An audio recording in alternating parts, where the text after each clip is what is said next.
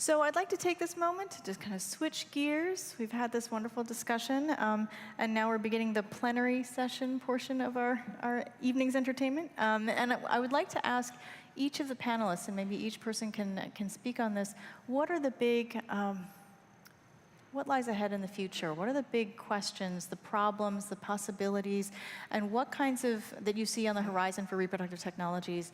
And for yourself, having participated in this conference, what are the things that you envision yourself carrying forward into the future in your work? So just a couple minutes for each person. And Karis, why don't we start with you? Sorry, can you say it again? A couple of things that we're going to carry forward in our own work? So just future possibilities and problems that you envision are going to happen, and how do you think that you'll be carrying these conversations forward in your own work?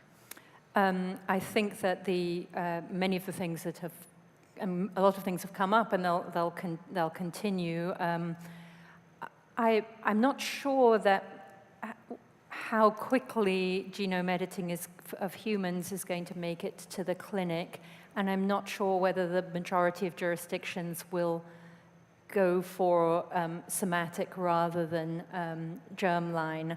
As you've heard me say, I don't have, in principle, much rather take it case by case and have an in principle objection to either.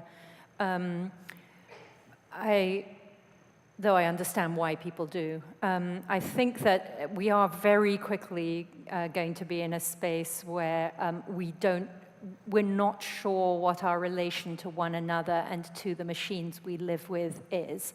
I think we're becoming in many ways that are really wonderful as well as really troubling, deeply hybridized with our smart homes and our various kinds of augmentative and assistive devices, and our actually extraordinarily poorly designed in the sense that it's so easy to lose prostheses that we carry around with us.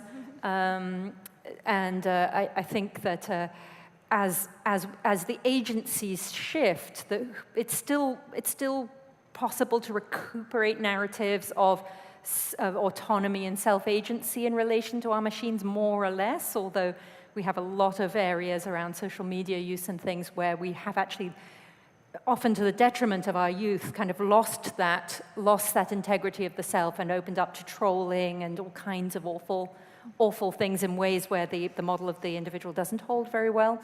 But I think it's coming very soon that there's going to be a really radical redistribution of agency and what that means for reproduction and everything that's structured and given meaning to life to date, even while there's all kinds of augmentative things I would just love to have that are not to do with abilities, they're to do with just like knowing stuff.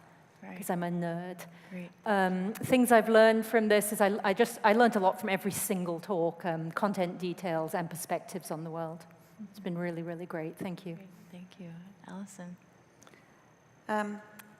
Yeah, I've learned quite a lot from these last couple of days too. We've talked a lot about social injustice, about discrimination, about gender problems, problems of the world. Both historical and now. But actually, I'm a clinician working now with individuals who have a problem. And I think we have to separate those two things. I don't actually think that anything that I'm doing in the clinic is going to solve the problems of the world and the social injustices. I think they're a different issue. I think they need different solutions. But equally, I don't think that anything that can be contributed by the discussions in social science is going to help me with the couple in front of me that want a baby. I can help them from a psychological point of view cope with the problem that they have within the society that they live and the problems that their infertility is causing them. But actually, they are two separate issues. We also need to, you asked specifically about where it's going in the future, what's going to happen. And I hope that you've got the message that actually things develop very slowly and that new things take a long, long time to get to the point at which they're going to be clinical treatments. So in the IVF field, the things that will improve are little technical things that make growing embryos in the laboratory better. It's never going to be 100%, but there are little things that are getting better. We will get better at identifying which patients are going to be successful, because we know that some people who come for IVF might only have a 1% chance of success, and others might have a 50% chance. The better we can predict that, then the less likely we are to subject those with only 1% chance of success to a complicated treatment that we think is not going to work. So there'll be improvements that way.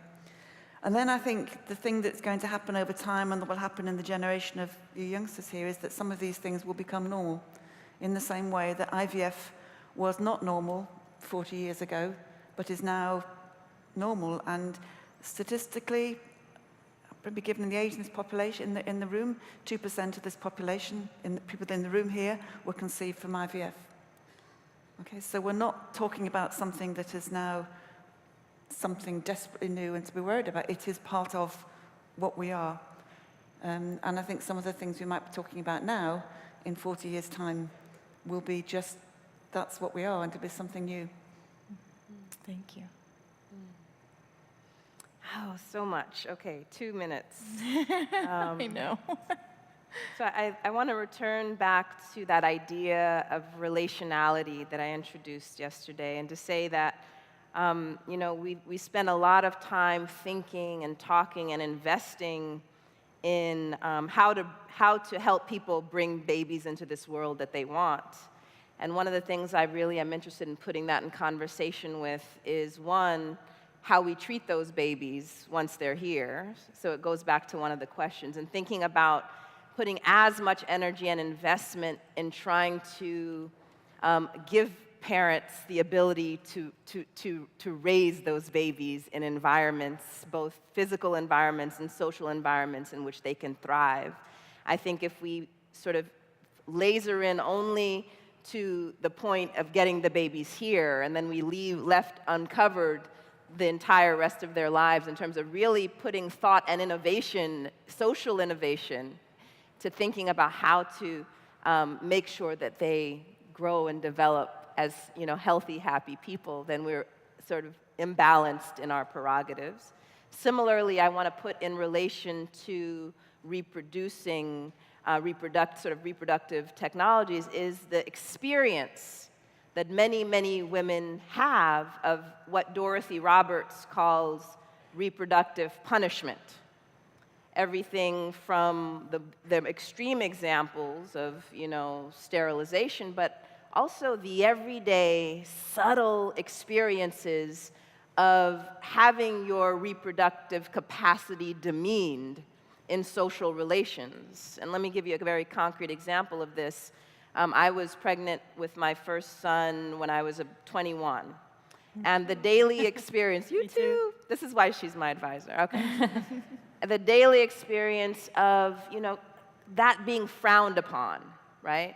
Both being a young Black woman, pregnant, in daily interactions, what you come to expect, of people giving up their seats or holding doors open, but a kind of hostility that many women experience. And I think one of the things we can do as soon as we walk out this door, in terms of improving the reproductive capacity and well-being of all women, that doesn't require shiny technology, is to think about how we treat all women when we do see them when they're pregnant, right? So this is a low-tech thing that we can do. The fact of the matter is, Black women have their babies earlier, infant mortality is higher, maternal death is 3 times higher than white women, and this is not mainly or only a matter of genetic issues. This is about the social etiology. This is about the social experience, and we have studies to show that the level of stress caused by racism impacts our reproductive health. This is low-tech changes that we can make outside of the lab if we say that we really care about fertility. What have I learned? So much from the individuals, but I think on a more meta scale, I've really learned that it is possible to design a conversation, to put together a conversation that really allows us to talk across disciplines, expertise, across the lay-expert divide. And it says a lot about the care and thought that went into the planning of this, that when people say it's not possible to do, we have living proof that it is possible to do it. Thank you.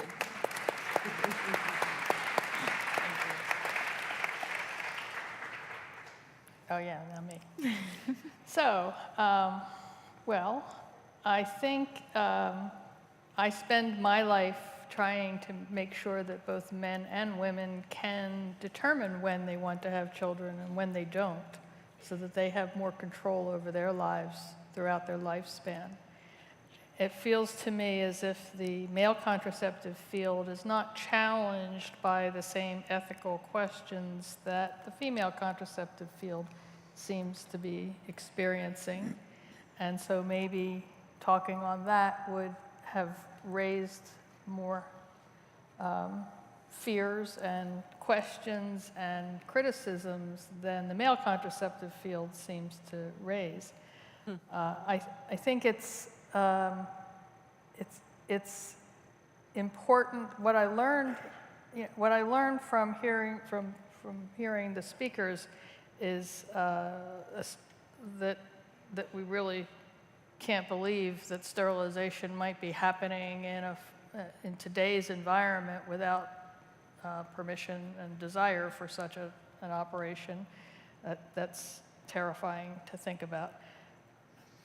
I think as much as I enjoyed all of the presentations of the speakers, I think the thing I enjoyed most was my session yesterday with the students. I found that incredibly energizing and fun, and one of the things that I came away from that was the enthusiasm that the young women have for having partners who are practicing male contraception. I think it's going to go on everybody's Facebook page as soon as it's available as a method to help with their profile.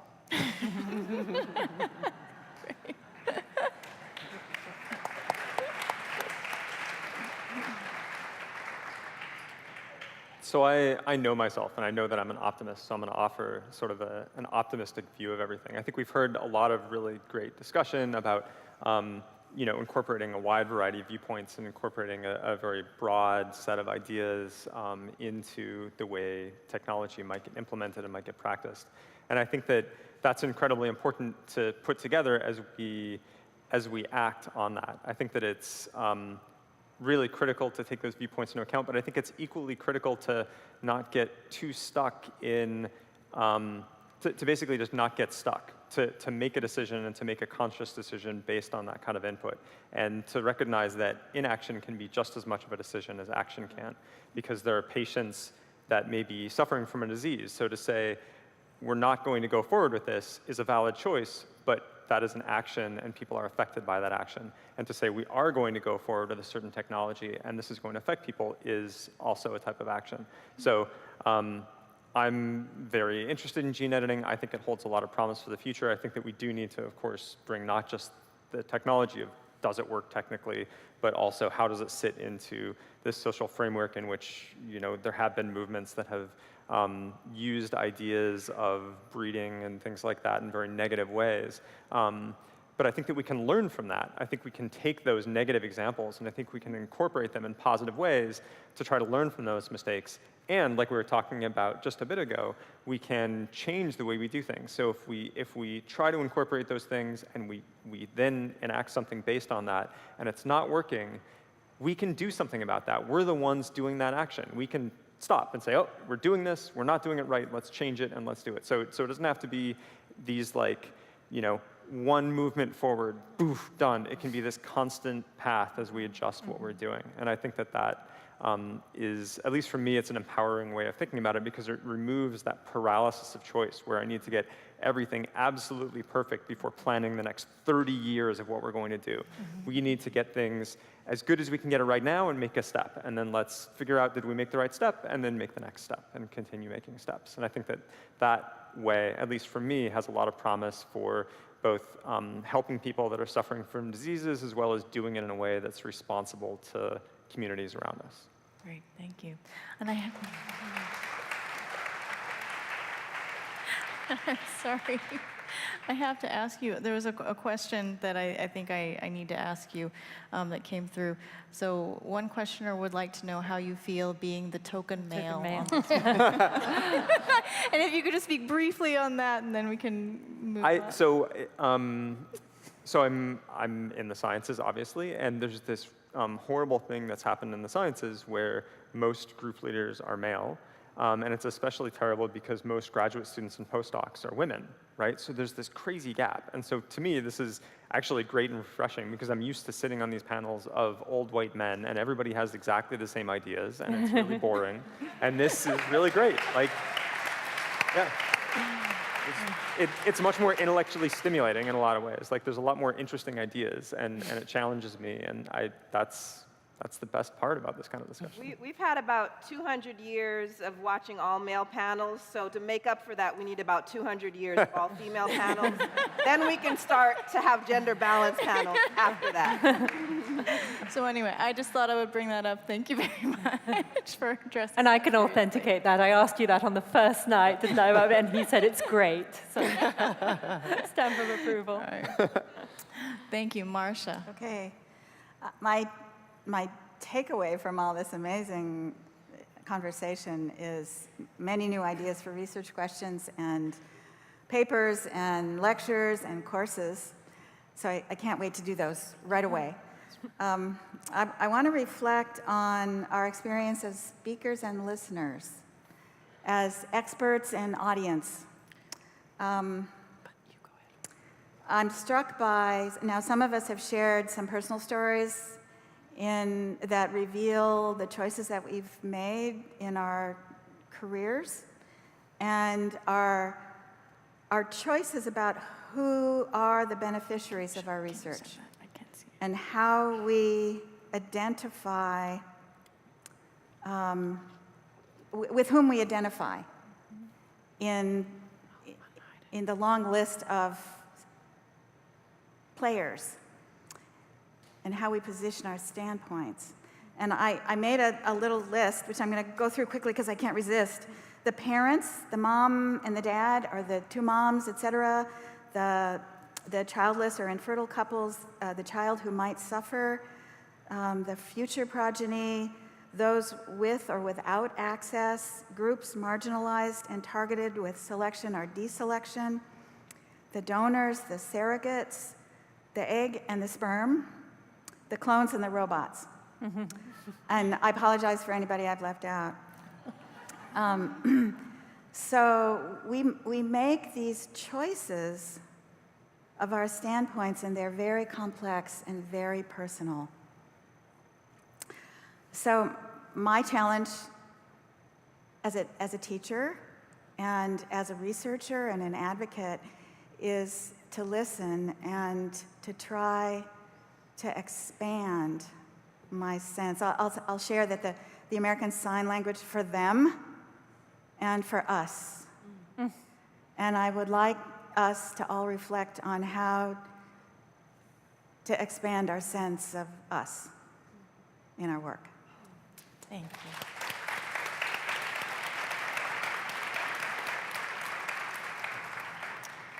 We have time for a couple of questions from our audience, and one question is, what kinds of, so sometimes what we find is more important than what we're looking for. What have been the significant surprises in your research? I think sometimes people have this idea that, like, science is, here's a problem, here's a solution, head to the solution, now I found the solution, and here it is. And Jacob, I loved how you were talking about, like, it's actually a much more convoluted journey. So what have been the surprises?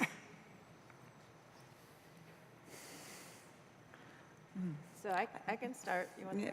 Go on, you start. I think it comes down to the process of science that you were talking about, is that, we don't get eureka moments. They are very, very, very few and far between. Even when it came to us talking about the significance of stem cells, that was a year or two that there was a sort of, I said, yeah, the light bulb went on, but it went on very slowly. It wasn't a sort of a moment when you suddenly wake up in the bath thinking, I've got it. It's much more complicated than that.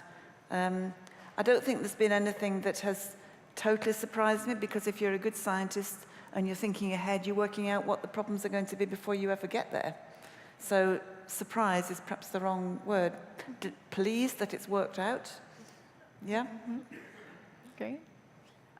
So for my first major project as a PhD student working under Karis, I was doing this work on stem cell research, and I went in thinking I was going to try to understand the class dimensions, the racial dimensions, the gender dimensions, because that trifecta, race, class, gender, is a thing in the social sciences that's available as a lens to understand social processes. And the thing that I was most struck by was, in fact, really thinking about the disability justice dimensions of regenerative medicine.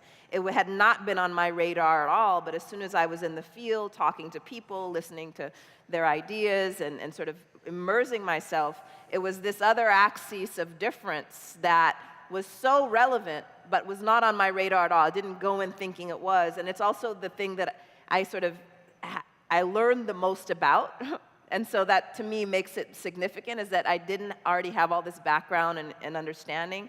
And so it stays with me as the most valuable thing that I learned from it, because it was completely new, but so relevant. And so that's why I'm a big fangirl of Marcia and the work of, all the work of disability justice advocates, because that was where my learning curve really took form. Great. Any other surprises anyone would like to share?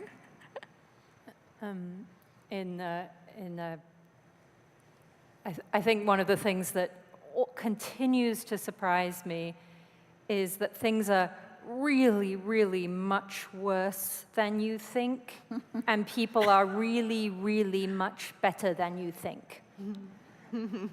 Yes. Full stop.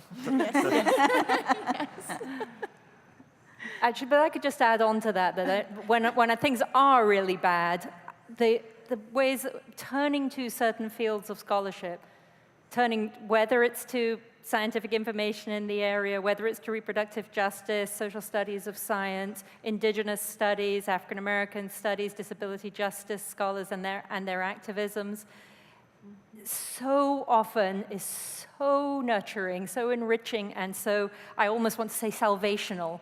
It can take me from a place where I don't know what we're doing to a place where, get it, I see you. This is gonna be okay. We can do this.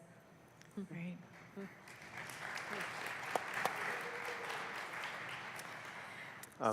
So maybe I'll share like a science geek moment, just because I don't know, I like geeking out. So I told people that the way genome editing works, the way Cas9 works, it's this evolved enzyme that it's meant to work in bacteria for something else entirely.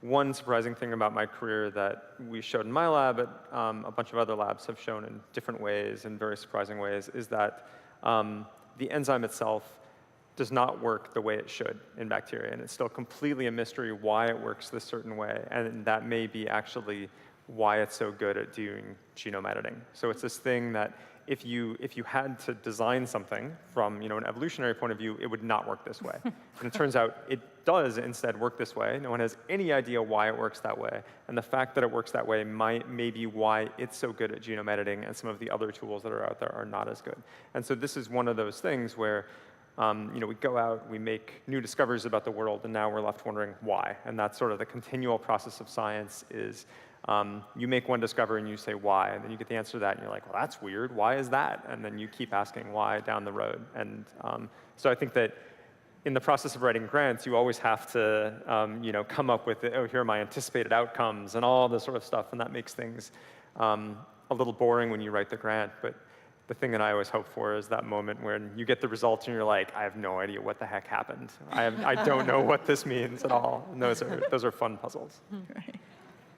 All right, so I have one thing that surprised me that, there are many things that surprised me, but one that I mentioned to someone earlier today and they liked it, that sperm biology is different than somatic cells, than the rest of the cells in the body. and it uses different biochemistry. It uses a different signaling mechanism inside that is much more similar to a bacteria. So I always say that sperm are just evolved bacteria or pathogens. Sorry. That's great. Anything else? I want to say thank you to all of you up here. I said at the beginning of this whole conference that we were going to be zooming in and out a lot, and we've been given so many valuable tools to think about, to reflect on, to share with others. Ruha and Marcia, you did a wonderful job bringing multiple lenses for us to kind of like think about this topic from a social justice and disabilities perspective, and you know, and so we really appreciate that. Diana and Allison, you both, I don't know how you did it, but you got into both the science of your respective fields as well as the regulatory aspects, and walked us through like how much work has to be done in order to get things from the lab to the bedside table, I think Diane said. And Jacob, I know that you answered a lot of people's questions about like, what is CRISPR? What can it actually do? And I think it's so important to really get an actual CRISPR scientist's perspective on like, what's the hype, what's possible, and to bring that back down to you know, something that's a little bit more realistic so that we can actually understand what it is that we're dealing with. And Karis, thank you so much for tying together all of the threads of these incredibly complicated topics related to reproductive technologies and the things that we didn't even get a chance to bring in. You know, you did such a wonderful job of touching on areas that I encourage all of you to think about, really.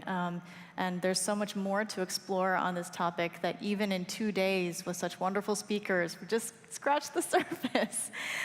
So thank you very much for all of that. And thanks to all of you for the questions that you've raised. I wish, Lisa and I both wish that we could have answered all of them, because there were many fascinating ones, and it breaks our hearts to not be able to keep everyone chained here for days and days answering them. We have appreciated them, and please don't feel if we didn't ask your question that we were, you know, not wanting to ask them for any reason. It's just there's only so much time. I have a question. Can we get the complete list of questions? I think so. That would Yes, be really I think great. courtesy of Paper and Voice Hive, that we will figure out a way to make that happen. That'd be great. Thank you. That's a great Love suggestion. to see Thank that. you. Do we have a couple of minutes, or do we need to release everyone now? Now that you've asked it this way, I think we have a couple. Not to put you on the spot, Lisa. Are you someone who's okay with a couple? Tick-tock, it's party o'clock, people. Okay. No, it's fine. Really quickly, there was one question about, so how do you think we could keep this type of conversation, right? This really interdisciplinary conversation going forward? What are the other possible venues, or I don't know, how do you feel that you can keep this conversation going together, or, you know, individually or structurally? I have a question, like, so when I listen to some of the things you presented and I feel this outrage and I want to do something to make it better, but I don't have any tools in my basket to do that. What do we do? Or do you have any advice? I do. I have lots of advice. How long do you have? Just Apparently only 2 minutes. So my view is that we all have a zone of influence. People who we talk to, we learn from, and I think everyone from someone who is, you know, their main person they're influencing is a toddler on the playground, to someone who's giving keynotes. I don't think one is greater than the other. I think we need to identify what our zone of influence are and the things that we think are important in terms of advancing society forward. We need to use some of that time and energy in our zone to try to deliberately work to develop conversations around that. Now, how does that happen? I think, you know, one of the things, tangible things we can do, and what I've done before with other kinds of related issues. So all of this that we're doing is being recorded, right? And so one of the things to think about is inviting people over to your house, showing a session, a recording, having a discussion. Perhaps we develop, like what comes out of this is actually a reading list, reading and media list, resources that people can use. Maybe you have a book club. Maybe you take some of the things we've been citing. Perhaps you email us and say, hey, I'm doing a book club discussion with people at my public library. Would you Skype in for a Q&A? We're so connected. We need to develop those connections in order to elevate the conversations that we're all having. So just thinking about how to tap into that. I mean, I have participated in that squarely in the realm of thinking about racial literacy, right? At my public library last year, I wasn't teaching, I was on sabbatical, and I worked with an organization. They did most of the legwork, but we had a 6-part series, weekly series in the public library. We didn't know how many people were going to show up. You know, Princeton is a pretty elitist white town. We're like, who's going to come out to talk about racial literacy? 6 weeks in a row, 200 people showed up every single time, from the high schoolers to the 95-year-old who had, walked down the street with Einstein was there, right?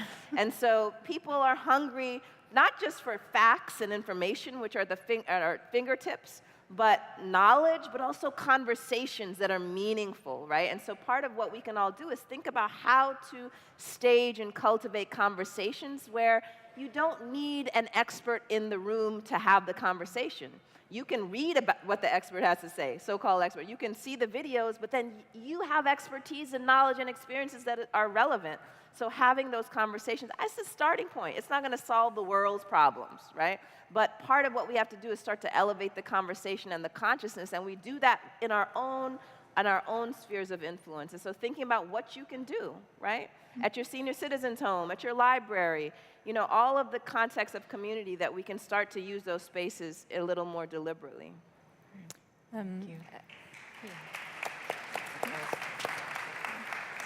In my case, as I mentioned during my talk, I'm very involved with this group Science Fair at the moment, and we've argued for something equivalent. So in the Human Genome Project, there was a small proportion of the budget was put for work in what was called ELSI, ethical, legal, and social implications. I don't really like the language of implications because it suggests that none of those issues arise until all the science is done, and it couldn't be less true for everything to do with genomics. But the point of putting aside some proportion or internalizing or making it part of the money you get with the grant, that you specifically seek to collect data and address issues that are to do with social problems and social issues is the thing that I'm working the hardest on at the moment. So we do need to be tracking racism, sexism, ableism in many spheres of life at the moment, and I'm particularly interested in getting proper databases and internalizing it to funding initiatives so that evidence is really first rate.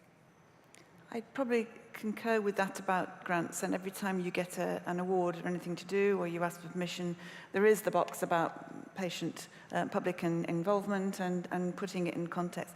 I think there is a difference between considering the reproductive technologies that we're trying to do and the science that we're trying to do, and being aware of the social context in which we are doing it, and taking the social problems and saying we are going to change them by the application of reproductive technology. And I think that's a bit of a balance here that maybe we're looking at a little bit too strongly, because I don't think reproductive technologies are going to change the inequities of the issues that you were discussing. Right. Access to treatment might, but the actual technology is not.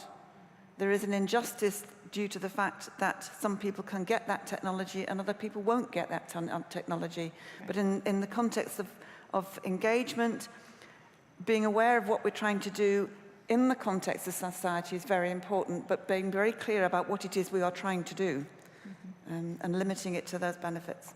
Right. I'm big on listening skills. I teach them in the first class in every course to get the students to talk to each other and to listen to each other. And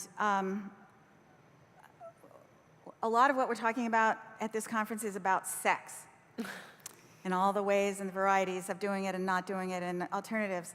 But I'm a faculty advisor to issues of sexual assault on my campus. And I'm amazed when I hear the stories of young women and men. What about sex is not being talked about? It's still a very awkward topic.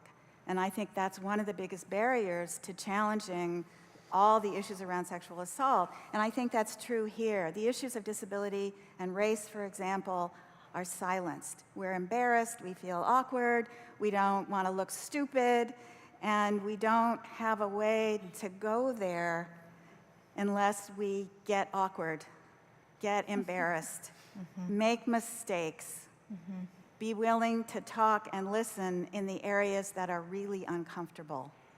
Yes. Thank you so much.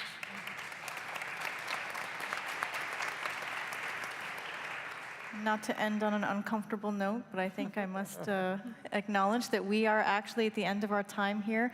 Thank you so much again to everyone in this room and everyone kind of beaming in from the internet for watching us for the last couple of days.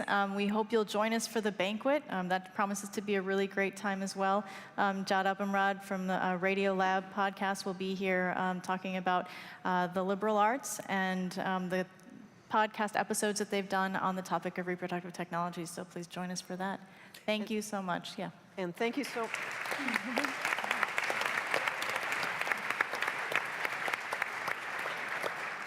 And I'll just add my thanks to all of you for being here and hope to see you next year. Yes, for soil.